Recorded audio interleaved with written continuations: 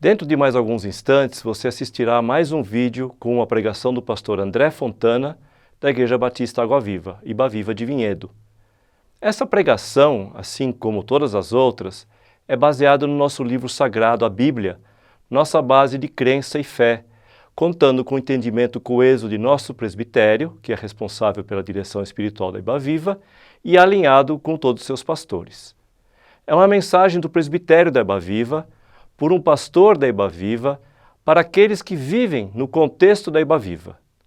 Aproveite a mensagem e que Deus o abençoe. Você pode sentar. A gente vem estudando já há algum tempo sobre o que é ser discípulo, seguir a Jesus Cristo, sendo que a marca do discipulado sempre é a obediência. Nesses últimos semanas, nós temos visto de uma forma mais focal para a família, o que é ser discípulo na família, como se segue Jesus na família. E aí o Caleb trouxe o princípio da submissão, a Dani, a Thaís e a Stephanie trouxeram a questão dos filhos são flechas, do alvo, e não lembro mais da terceira coisa, eu estou ficando velho mesmo. E aí você pega a semana passada, o Caleb também trouxe mais conteúdo para nós. E a gente tem olhado em cima de Efésios, o que é que Efésios trata, como é que ele trabalha, o que ele traz para nós. E hoje eu quero também olhar para Efésios, mas o tema que eu tenho que abordar é a moral sexual. E eu confesso para vocês que esta foi uma semana onde eu me coloquei muito em oração, na verdade orei muito por esse dia. Porque para mim este é um dos temas mais difíceis de ser abordado hoje em dia, porque é um dos temas mais invadidos pelo mundo contemporâneo, aonde ele tem sido altamente destruído do princípio de Deus, e de uma certa forma nós temos achado que o que é comum é normal, e na verdade a Bíblia traz um princípio totalmente diferente. E se nós queremos ser discípulos são aqueles que seguem o Mestre, que obedecem o Mestre. A gente tem que olhar para esta área e dizer, ok, eu vou obedecer o Mestre nessa direção. Então essa tem sido a minha oração essa semana, que seja um momento de fato de aprendizado diante de Deus, e a gente vai ler Efésios 5, de 3 a 7. Efésios capítulo 5, do verso 3 ao verso 7. E o texto diz assim: entre vocês não deve haver nem sequer menção da imoralidade sexual, como também de nenhuma espécie de impureza e de cobiça, pois essas coisas não são próprias para os santos. Na dinâmica do texto, o texto traz duas afirmações, ou duas pontuações interessantes. A primeira, o que é a imoralidade sexual. Ele traz o conceito da imoralidade sexual. E a segunda, não são próprias para o santo. Ou seja, a imoralidade sexual, ela não é própria aos santos. Segunda, o texto continua dizendo, não haja obscenidade, nem conversas tolas, nem gracejos imorais, que são inconvenientes. Mas, ao invés disso, ações de graças, porque vocês podem estar certos disso.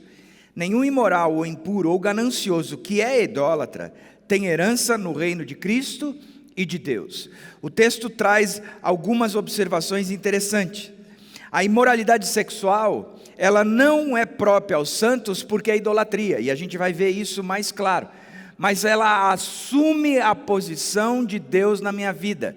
Eu trabalho como que sem a minha realização sexual e a minha liberdade sexual, eu não vivo. Deus não é suficiente para mim, por isso eu vivo a imoralidade sexual. Porque aquele que aprende que Deus é tudo, ele tem a capacidade de não sofrer essas interferências. A imoralidade sexual, ela é idolatria. E ele ainda diz mais, e não tem herança no reino de Cristo e de Deus. Ou seja, quem as pratica são pessoas que não têm herança no reino de Deus e dos céus. Isso não é a marca, não é característica, não é vida daquele que está indo para os céus de fato. E o texto continua dizendo, ninguém os engane com palavras tolas, pois é por causa destas coisas que a ira de Deus vem sobre os que vivem na desobediência. Portanto, não participem com eles destas coisas. E o texto continua dizendo: portanto, não seja enganado. Não acredite nessa história, que isso é comum, isso é normal, isso pode ser praticado. Não seja enganado. E ele continua dizendo que a gente tem que obedecer e não participar. A postura do cristão é não obedecer e não participar. Então eu vou partir essa tarde desta afirmação que moralidade sexual não é própria aos santos, porque é idolatria e não tem herança no reino de Deus. Portanto, não seja enganado, obedeça e não participe. Entenderam? Está claro? Posso fechar e a gente ir embora? Quero ver se você repete juntos, e juntos é juntos, essa afirmação. Vamos lá? Alguém sabe o que é junto? Alguém já entendeu o que é junto? Junto é together, é uma coisa só. Então eu queria que a gente fizesse isso juntos. Eu vou começar.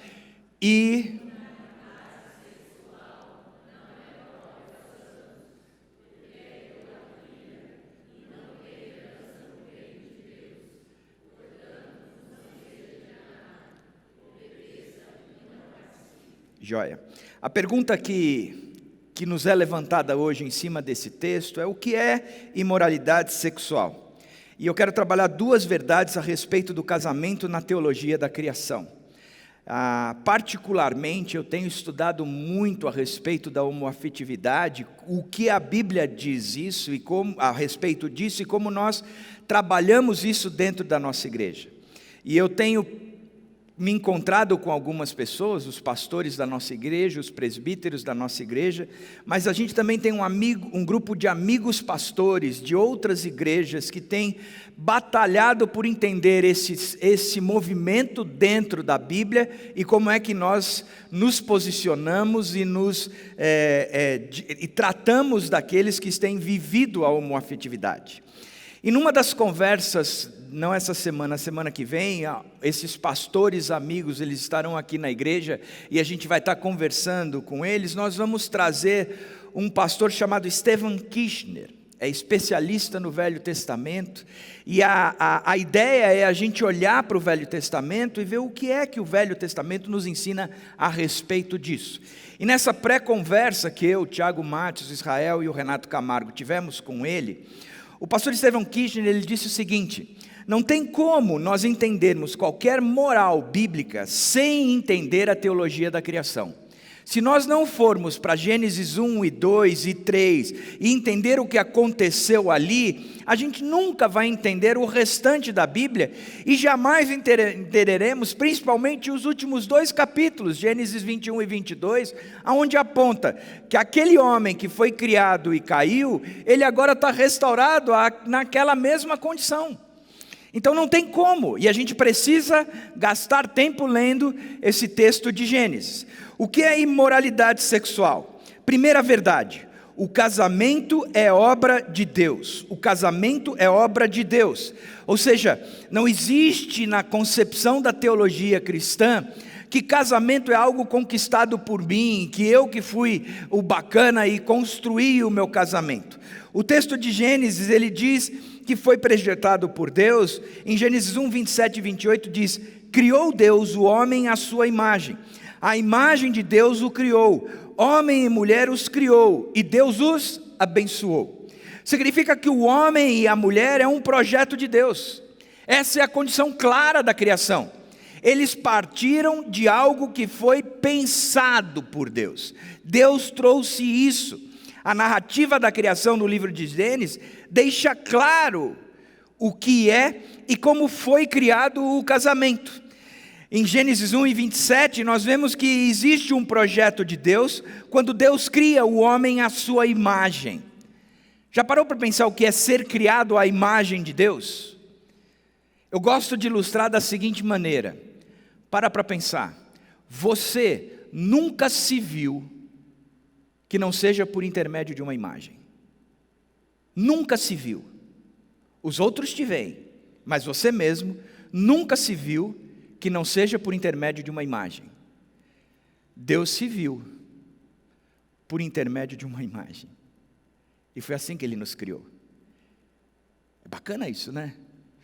A gente começa a levar a criação dizendo, opa, não é qualquer coisa. É Deus imprimindo em nós a sua imagem. Ele se vê em nós. É assim que Ele nos criou. E o texto mostra isso. Deus é o Criador, o projeto é dele. Deus cria a sua imagem, somos o reflexo de Deus na terra. Deus cria o homem e a mulher, no projeto é de dois sendo um. E Deus os abençoa. Deus fala bem deles. Deus os dá a condição inteira de eles serem homens e mulher. Na narrativa amplificada, quando você vai para Gênesis, ele pega esse texto de Gênesis 1, e no capítulo 2 ele coloca uma lupa e amplia essa narrativa do texto 1 de forma incrível. Ele deixa mais uma vez claro que o casamento ele foi um projeto de Deus. Ele faz isso a partir do movimento do texto, e eu quero que você preste atenção em Gênesis 2. Não é bom que o homem esteja só, farei para ele alguém que o auxilie e lhe corresponda. Depois que formou da terra todos os animais do campo e todas as aves dos céus, o Senhor Deus os trouxe ao homem para ver como este lhes chamaria. E o nome que o homem desse a cada um ser vivo, esse seria o seu nome. Assim, o homem deu nomes a todos os rebanhos domésticos, às aves dos céus e a todos os animais selvagens. Todavia, não se encontrou para o homem alguém que o auxiliasse e lhe correspondesse. O movimento de Gênesis 2, quando amplifica a criação do homem e da mulher, ele é brilhante. Porque Deus, ele chega à conclusão de que o homem está só. O homem se relaciona com Deus, o homem se relaciona com os animais, mas não tem ninguém no mesmo patamar. E Deus vem então dar uma resposta, inclusive ao feminismo que está tão forte hoje em dia, é onde Deus nunca propôs que um fosse maior que o outro. Deus propôs que existisse alguém na mesma altura, que lhe auxiliasse, que lhe correspondesse, que não era como os animais e nem como Deus, mas alguém que estava no mesmo patamar que ele. Então Deus propõe isso, só que Deus já tinha identificado isso e Deus faz algo com o homem que é interessantíssimo. Ele chega para o homem e diz, olha, eu já criei os animais aí da terra, todos, e eu queria que você desse nomes a eles. E o homem sai dando nome aos pares. Elefante, elefoa, tamanduá, tamanduoa, anta, anto, e sai por aí dizendo. Ao término de tudo isso, ele chega à conclusão de que ele está sozinho. A conclusão que tinha sido dada por Deus, tirada por Deus, de que não era bom que o homem estivesse sozinho, Deus faz com que o próprio homem chegue nesta conclusão. Não é bom que eu esteja sozinho, porque eu estou. E diz que o movimento do texto começa dizendo que foi Deus que apontou esse problema da solução, e é Deus quem resolve o problema da solução. Diz que Deus apresenta isso ao homem, e o que era antes de conhecimento só do homem, parte agora a ser de conhecimento, do que era antes conhecimento só de Deus, parte agora a ser conhecimento do homem e de Deus. Portanto, o projeto é de Deus. Deus identificou o problema, e Deus trouxe uma solução. A segunda coisa que o texto nos mostra é que, além de ser projetado por Deus, ele chama a existência. O texto de Gênesis 2:24 diz, por essa razão, o homem deixará pai e mãe e se unirá à sua mulher, e eles se tornarão uma só carne. O texto está falando que alguém diz, por essa razão, o homem deixará pai e mãe e ele se unirá à sua mulher, e eles se tornarão uma só carne. Quando a gente lê o texto, muitas vezes a gente pode interpretar que quem está dizendo isso é o próprio autor de Gênesis. Ele chega à conclusão que no projeto de Deus, o homem tem que deixar pai e mãe e se unir à sua mulher. Entretanto, quando a gente vai para Mateus capítulo 19, versos 4 e 5, num diálogo de Jesus, Jesus diz o seguinte, e Jesus respondeu, vocês não leram que no princípio o Criador os fez homem e mulher, e disse, por essa razão o homem deixará pai e mãe, e se unirá à sua mulher, e os dois se tornarão uma só carne. Ou seja, Deus traz do papel para a ação, Ele tira o projeto simplesmente do esboço, e Ele faz e executa a obra. É Ele que chama a existência, é Ele que diz, agora não será mais um homem, serão um casal. De dois eu torno um, de dois eu faço um. Mas Deus movimenta dessa forma. A terceira coisa que o texto nos dá, e eu acho lindíssima essa terceira coisa, é que foi Ele quem entregou primeiro a noiva. Então o Senhor Deus fez o homem cair em profundo sono, e enquanto este dormia, tirou-lhe uma das costelas, fechando o lugar com carne. Com a costela que havia tirado do homem, o Senhor Deus fez uma mulher e o levou até ele. E a levou até ele. Eu gosto desse texto. Primeiro, que o movimento todo é de Deus. Deus viu que o homem não era bom que ele estivesse só. Deus revela isso ao homem e o homem chega a essa consciência.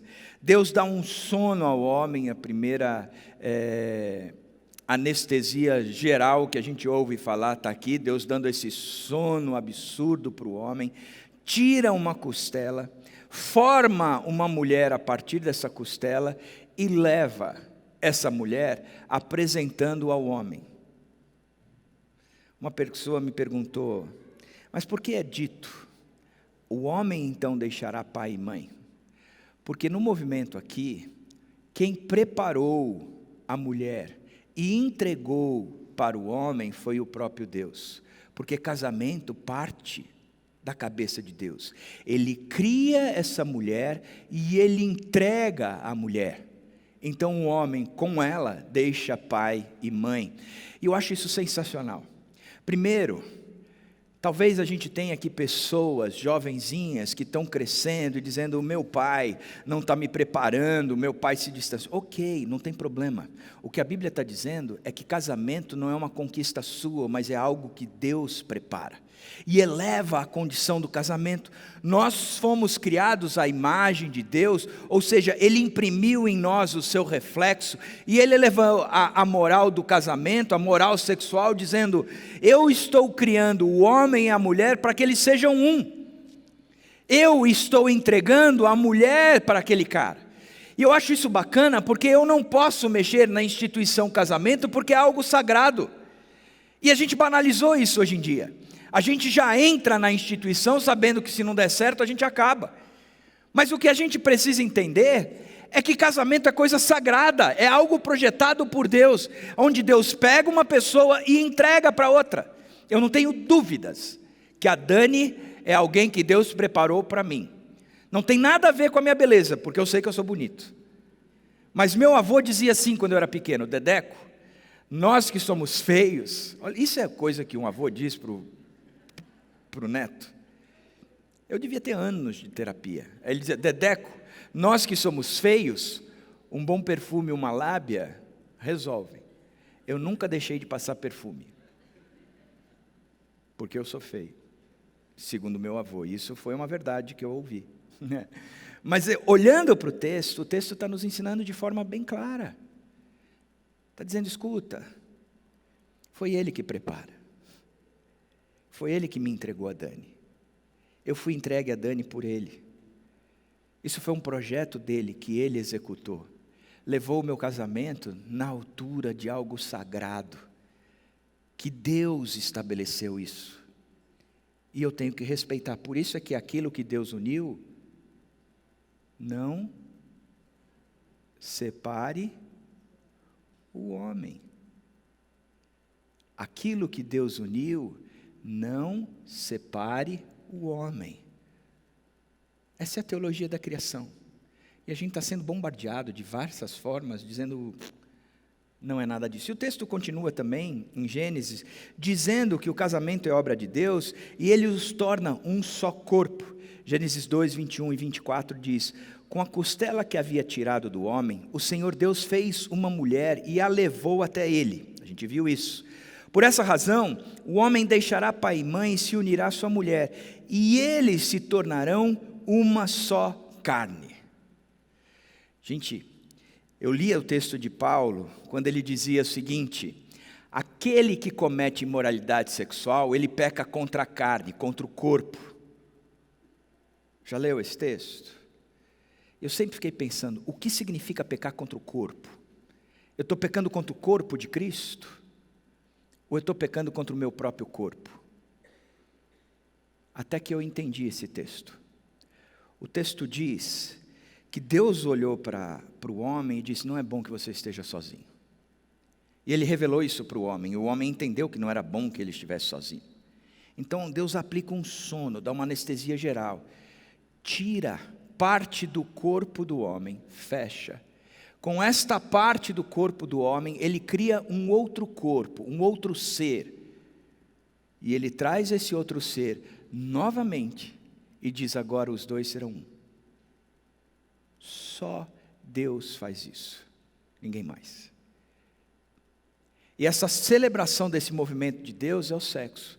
Significa que o sexo é algo criado por Deus, para a realização de Deus, aonde Ele pega duas criaturas projetadas por Ele, dois seres humanos projetados por Ele, um homem e uma mulher projetado por Ele, e Ele traz para que haja realização, unidade, vínculo, intimidade, para que aqui o sexo seja permitido. Essa é a moral sexual bíblica, que o sexo é para o casamento e não fora dele. Em qualquer âmbito, que o sexo é para o homem e para a mulher, e nada mais além disso. Então muita gente me pergunta: mas o que é imoralidade sexual? Qualquer coisa fora do casamento. Ainda ontem estava o Sanino, a Cacá, o Mateus, a Cacá, o Felipe e a Nina, a gente estava conversando na hora do almoço, e o Felipe virou para a gente e disse: olha, imoralidade sexual é tudo aquilo que acontece fora do casamento. Eu olhei e falei assim: puxa vida, ele está entendendo. Porque isso é imoralidade sexual. De acordo com o projeto de Deus. O que é que Deus projetou? Um homem e uma mulher, para que eles se casassem, assumissem o compromisso, deixassem pai e mãe, na maturidade eles se tornassem um só corpo, e celebrassem isso sexualmente. André, para os jovens, solteiros, eu posso ter relação sexual antes de me casar com a minha namorada? A gente é leal, fiel, a gente se ama? Não. A relação sexual é para o casamento. André, eu estou noivo, eu vou me casar, está liberado? Não. Não. Na cultura judaica, o casamento era uma festa de 7 dias. Na cultura judaica, que é a extração bíblica, casamento se selava com compromisso. Na nossa cultura, o casamento se sela com um compromisso, casamento. Nós nessa igreja, nós só celebramos casamento mesmo, religioso com efeito civil, ou só religioso. A gente não celebra união estável. União estável não muda o estado civil do ser humano. O cara é um divorciado e tem agora uma companheira. A mulher é uma viúva e tem agora um companheiro. Mas o que muda o estado civil na nossa lei é o casamento. Ele agora é casado. Então a lei diz isso. Se diante dos homens essa é a lei, é assim que a gente celebra. Se isso um dia mudar, ok, mas hoje a lei é essa. A lei é essa. E a união estável existe, gente, assim sendo bem grosseiro, e a gente já estudou isso aqui na igreja, os presbíteros. Ela existe por acordo financeiro, proteção de patrimônio, de herança de filhos. Não é um casamento.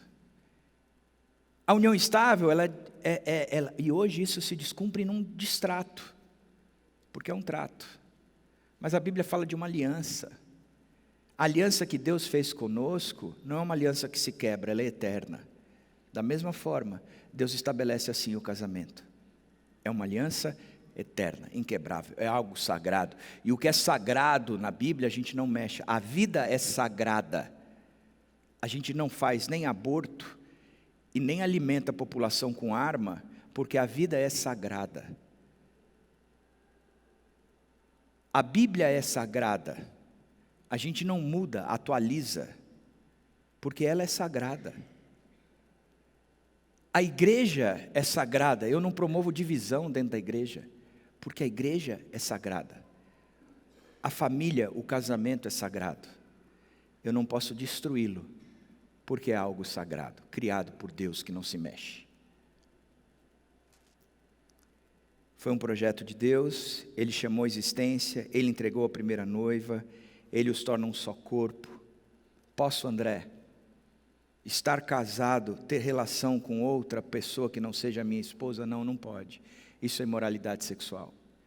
Posso, André, sendo homem, ter uma relação com outro homem. Não pode. Isso é imoralidade sexual, porque no conceito bíblico não pode. A teologia da criação diz que homem e mulher os criou.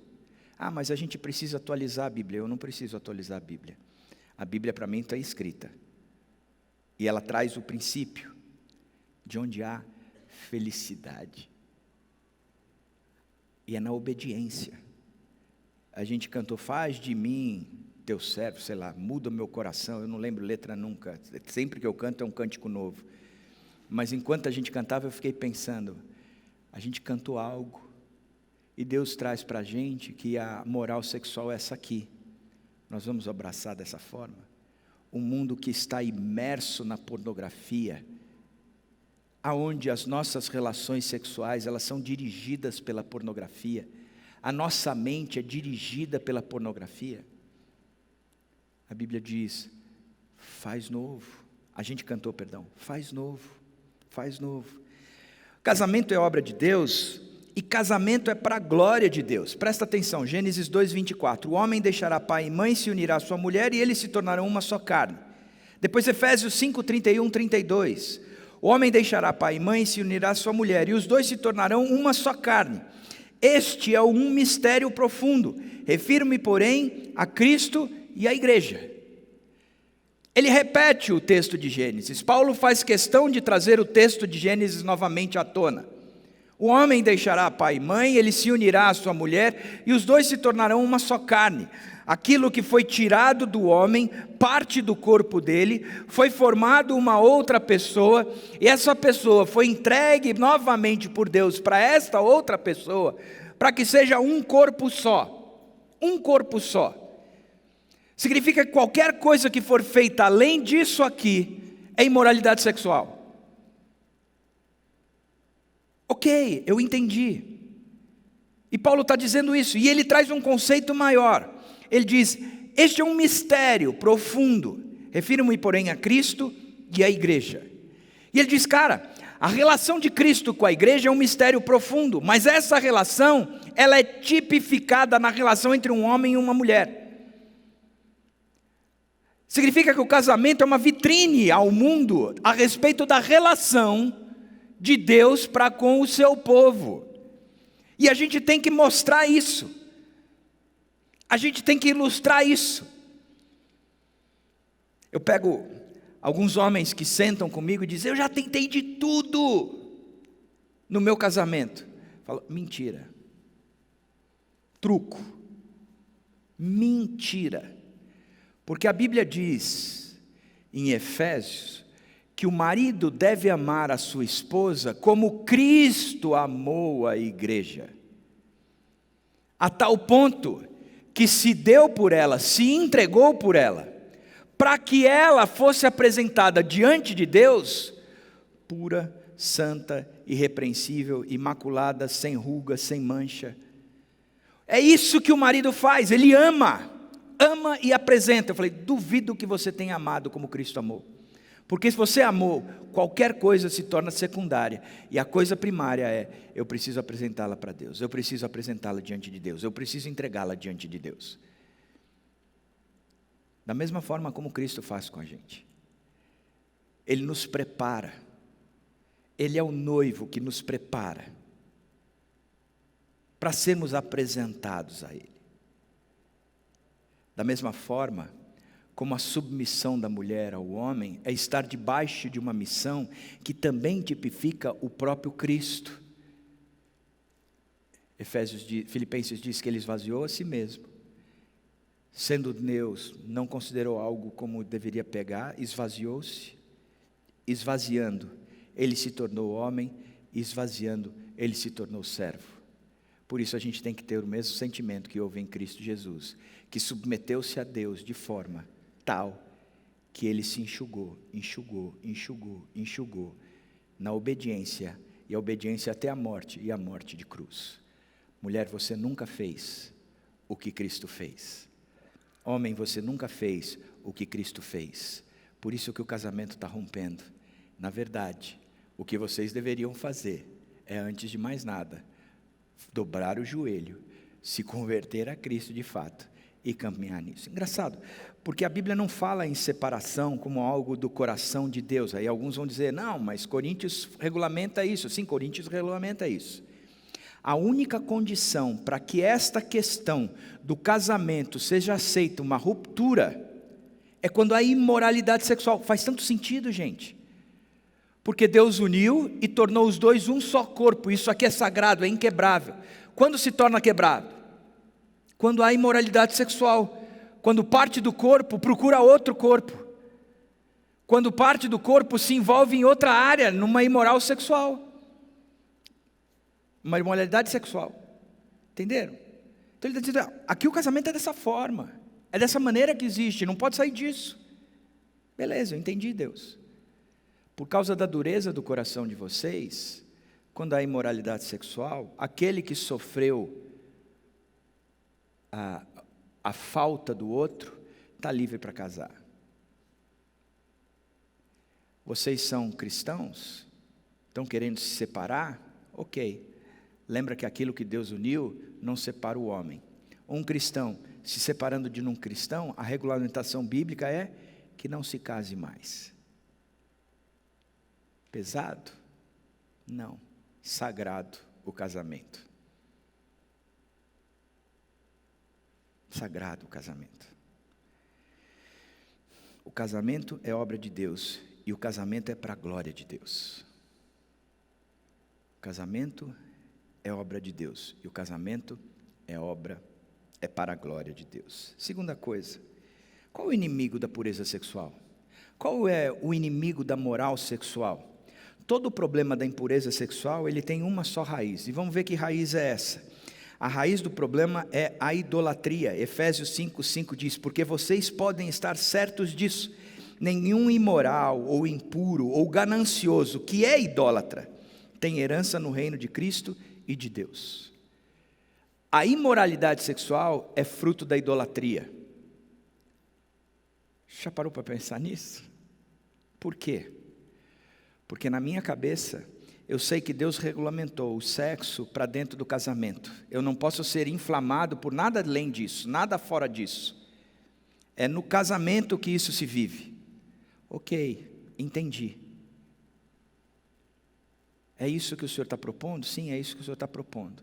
A partir do momento que eu, sendo casado ou não, eu vivo uma questão da imoralidade sexual, o que eu estou dizendo é, Deus não é suficiente para mim, porque eu não consigo viver sozinho. Eu preciso satisfazer-me a qualquer custo. Sabe o que é interessante? A proposta bíblica é, se não for no casamento entre um homem e uma mulher, a solução para todo mundo é a castidade, é a abstinência. É isso que a Bíblia diz. E isso eu trabalho muito com os meus filhos.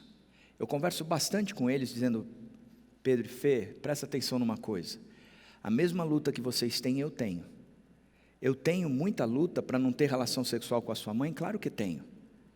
Isso é uma verdade tão clara que há tanto adultério no mundo que é um absurdo. Mas vocês também têm uma luta. A luta de ter uma relação sexual com aquela que já não é a sua esposa. Que ainda não é a sua esposa. Seja no namoro ou fora dele. Qual é a solução para vocês? A castidade. Qual a solução para mim? A abstinência, eu não posso ter fora. Qual a solução para aquela pessoa que está dentro da igreja e não casa, não aparece o príncipe encantado, não aparece a princesa do outro mundo, se é que um dia vai aparecer, porque o único príncipe encantado completa 25 anos de casado esse ano com a Dani, o resto não tem, esquece. Qual é a solução? Abstinência. Qual a solução para aquele que gosta da pessoa do mesmo século? Abstinência. Abstinência. É assim que a Bíblia propõe. E qualquer coisa além disso é idolatria. Eu vou procurar me satisfazer além disso do que Deus propõe. Eu tenho que entrar em abstinência. É o celibato mesmo. Porque Deus me é suficiente. Porque a gente cresce com uma ideia dizendo que sem sexo a gente não vive. Isso é mentira. Isso é mentira. É uma grande mentira que o diabo tem plantado no ouvido da gente. A gente vai ver isso já já. Mas isso não é verdade. E a grande questão toda que a gente tem estudado na relação da homoafetividade é que a Bíblia aponta a homoafetividade como uma imoralidade sexual. Ok, o homoafetivo vira para a gente e diz: entendi, eu não posso ter uma relação, a prática de uma relação, talvez eu tenha esses afetos a vida toda, mas a prática não dá. Isso, a prática não dá. André, ok, talvez a prática seja fácil de eu lidar, o problema é a solidão. E eu falo, eu entendo, mas Deus traz solução para isso. Numa igreja que precisa se levantar, sendo de fato acolhedora, dizendo: aqui você nunca vai sentir-se sozinho, a gente te acolhe. Para aquela moça que o marido abandonou, ou nunca casou, para aquele homem que nunca casou, ok, a igreja será o seu suporte, você nunca se sentirá sozinho, aqui as suas carências serão supridas. A igreja tem que fazer isso, ela tem que aprender a acolher, e suprir as necessidades daquele que entra em abstinência, porque caso contrário isso é idolatria. Eu não vivo sem isso, eu não vivo sem isso. Se coloca entre eu e Deus, e 3 pilares são abatidos por Deus no Velho Testamento: as injustiças sociais, a imoralidade sexual e a idolatria. E na verdade tudo é idolatria. Tudo é idolatria. Por isso que os 10 mandamentos começam: você não vai cultuar a outro Deus. E não ele começa dizendo: você não adulterarás. É não tendo um outro Deus, eu não gero idolatria. O meu cálice transborda. Eu estou satisfeito porque o Senhor é o meu pastor e nada me faltará. Eu não preciso disso. Olhando para a questão da idolatria, primeiro, o que nós lutamos de fato é contra as paixões e desejos. Gênesis 3, 6 e 7 diz: quando a mulher viu que a árvore parecia agradável ao paladar, era atraente aos olhos e além disso desejável para dela se obter discernimento, tomou do seu fruto, comeu e deu ao seu marido, que comeu também. Os olhos dos dois se abriram e perceberam que estavam nus. O texto mostra que existe um problema sério aqui. Algo que nos torna agradável e aparente, agradável ao paladar, atraente aos olhos. Isso alimenta aquilo que é desejável. Eu quero isso, eu desejo isso. Gálatas 5 fala que aqueles que estão em Cristo crucificaram a sua carne e com elas as paixões e os desejos. As paixões é tudo aquilo que nos acomete, que parece que a gente não segura. De repente, eu quero isso. E eu quero de tal forma que meu coração deseja. Eu desejo, eu preciso. Eu não vivo sem isso. Isso enche os meus olhos, enche a minha mente, enche a minha alma. E eu quero isso a qualquer custo. Eu vou correr atrás disso. Eu vou me alimentar disso. Portanto, o grande problema da idolatria é que a gente tem essas paixões e desejos que ocupam o lugar de Deus na nossa vida. E nós praticamos aquilo que não vem da vontade de Deus. A segunda coisa é que essas paixões e desejos, elas têm 3 fontes de alimento. Efésios 2, 1 a 3 diz: vocês estavam mortos nas suas transgressões e pecados, nos quais seguiam a presente ordem deste mundo, e o príncipe do poder do ar, e o espírito que agora está atuando nos que vivem na desobediência. Anteriormente, todos nós também vivíamos entre eles, satisfazendo as vontades da nossa carne. 3 inimigos. Primeiro, o texto fala de uma propaganda em prol da luxúria. Vocês seguiam a presente ordem deste mundo. Vocês seguiam isso. E, gente, sinceridade, nós estamos imersos numa sociedade que só pensa naquilo. Verdade ou mentira? Veja as séries, as novelas, veja o quanto nós somos influenciados pelos memes, pelas conversas, o quanto o mundo acha normal essa perversão toda, o quanto o cara se posicionar. Eu conheço um jovem que ele não descia para almoçar com os amigos e os colegas de trabalho, porque ele havia se posicionado num celibato, numa castidade, e que quando ele chegava para almoçar, o assunto da conversa era ele. Todas as vezes, a conversa se voltava para ele. Sim, não vou fazer isso, porque é comum. Na verdade é uma aberração o jovem não ter essa experiência. É uma aberração o quanto o mundo está nos influenciando. E o que mais me preocupa nessa história toda é que a gente, e eu lido, qual é a matéria-prima de um pastor? É a dor.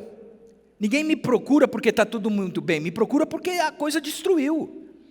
A quantidade de pessoas que eu trabalho, com mulheres que eu atendo, que vem de um passado forte, destruidor, que algum menino a forçou a um monte de outras coisas e ela não soube dizer não para tudo isso, e ela chega carregando traumas e traumas numa vida sexual totalmente destruída, e chega porque foi forçada, chega porque este mundo diz que é comum e ela não soube se posicionar em relação a isso, chega porque um perverso qualquer chegou sobre ela e de forma cruel fez o que não devia. Da mesma forma como eu tenho atendido meninos que também foram abusados, porque é comum. O mundo oferece isso, você tem os aplicativos só para isso, para os encontros de sacanagem. Eu entro aqui e eu já entro sabendo, vai rolar algo mais. Eu vou marcar um encontro já preparado, porque isso é a coisa mais normal que existe na face da terra. E o que tem me entristecido muito é que a gente olha para os meninos e diz, o menino é um animal mesmo, não se controla, isso é uma grande mentira. Mas em vez da gente levantar a régua dos meninos, a gente tem baixado a régua das meninas. Vocês têm que saber que vocês dominam, fazer com quantos quiser. Vocês estão livres para isso. Isso não é coisa só de menino. É assim? A Bíblia diz, a moral sexual está totalmente pervertida. Os pais olhando para os filhos dizendo, isso mesmo, experimentem, tenham uma experiência antes de casar, gostem da fruta. Nós vivemos numa propaganda em prol da luxúria, os demônios que nos tentam. Não pense você que essa é uma luta simplesmente contra a luxúria divulgada em todos os lugares. Os demônios estão querendo deturpar a criação. Eles existem para isso. E eles estão pegando essas afirmações jogadas aos ventos e tornando-as verdades como verdade no seu coração e na sua mente. Recentemente, eu recebi um diagnóstico de algo que eu trago desde a minha infância.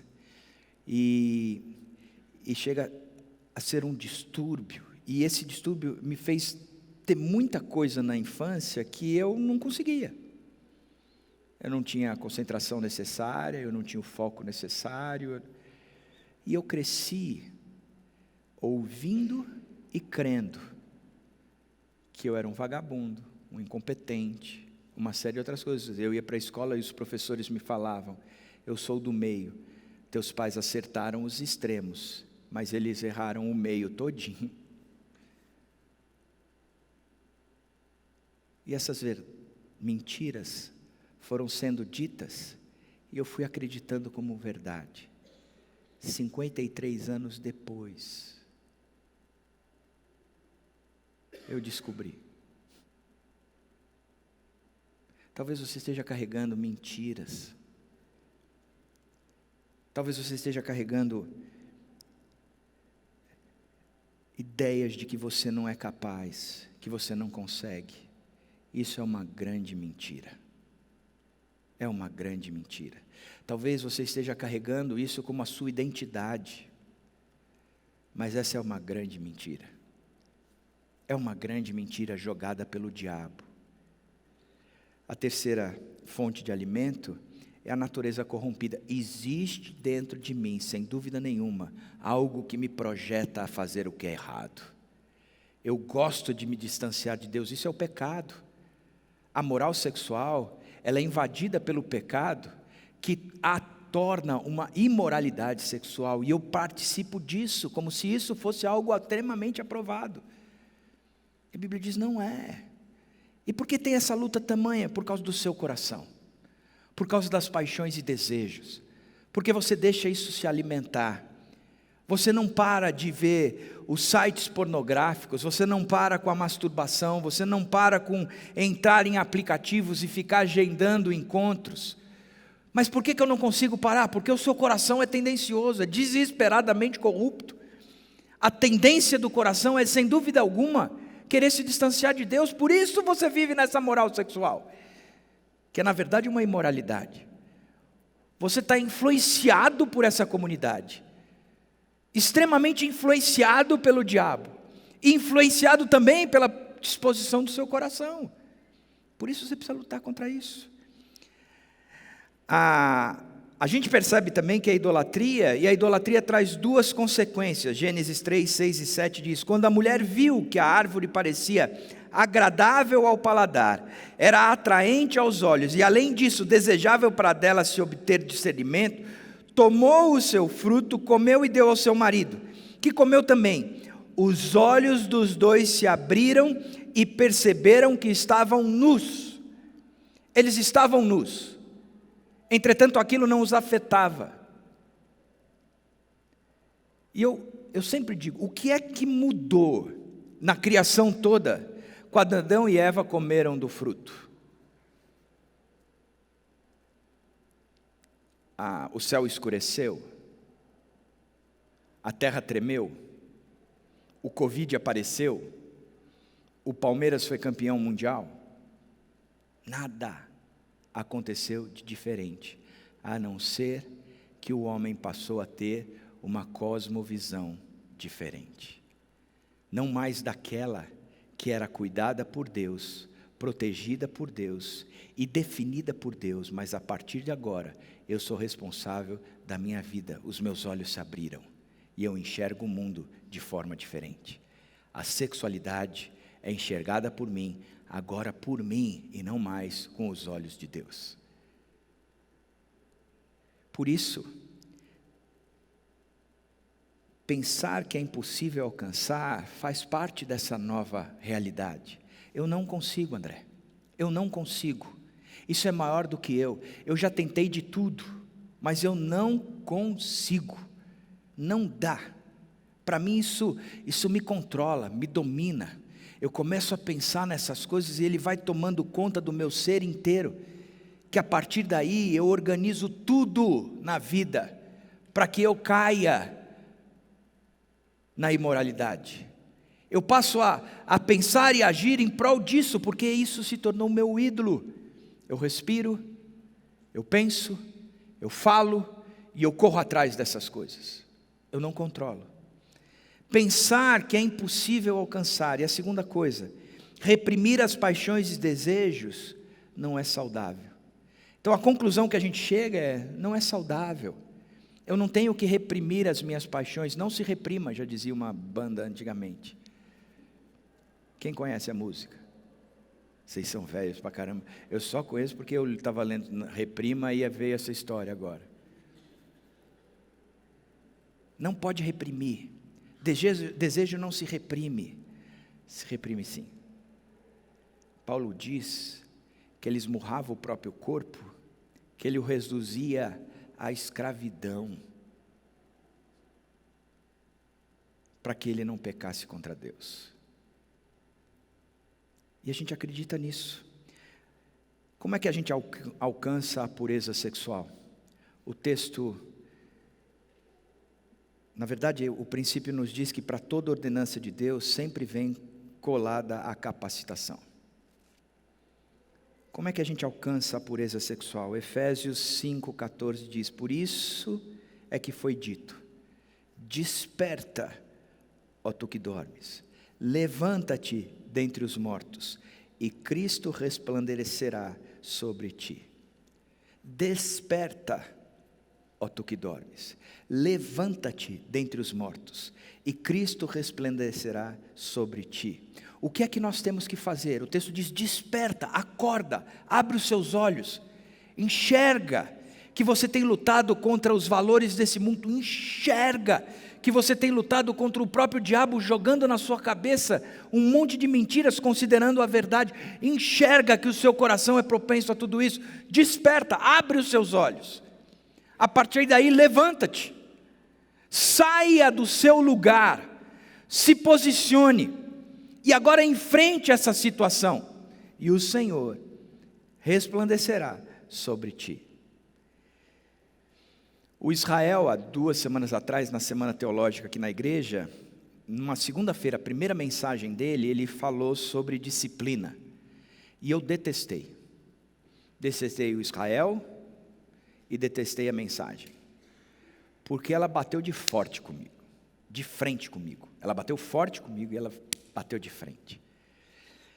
A fala do Israel era que se a gente pegasse Gálatas 5, onde diz do homem carnal e do homem espiritual, que o homem carnal, ele frutifica a idolatria, a imoralidade sexual, a ira, a discórdia, os ciúmes, o ódio, as facções e assim por diante.